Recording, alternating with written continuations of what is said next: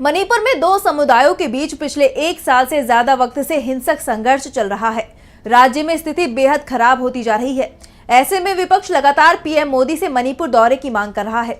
मणिपुर में जारी संकट के बीच कांग्रेस सांसद ए बिमोल अकोईजाम ने केंद्र के रवैये पर तीखे सवाल उठाए हैं, जिससे केंद्र सरकार घिरती नजर आ रही है।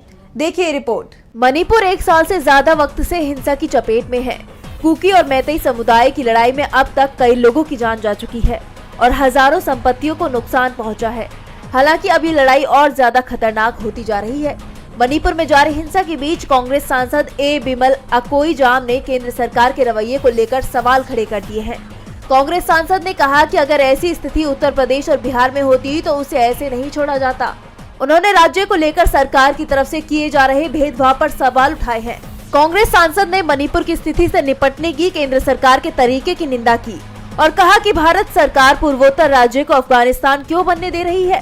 उन्होंने अफगानिस्तान को बनाना रिपब्लिक करार दिया, जिसका मतलब है कमजोर सरकार वाला ऐसा देश जो किसी एक ही वस्तु के निर्यात से मिलने वाले धन पर निर्भर होता है। अकोईजाम ने कहा कि जब मणिपुर में 60,000 सैनिक मौजूद हैं, तो केंद्र सरकार को संकट को लंबे वक्त तक खींचने से रोकना चाहिए था। उन्होंने आगे कहा कि बीजेपी के विधायक अलग प्रशासन के मुद्दे पर दो अलग अलग बातें बोल रही हैं। पीएम मोदी को अपने विधायकों और मंत्रियों को बुलाकर कहना चाहिए था कि भारत में ऐसा नहीं होना चाहिए। अकोईजाम ने मौजूदा संकट के लिए मुख्यमंत्री एन बीरेन सिंह के साथ ही भारत सरकार को जिम्मेदार ठहराया।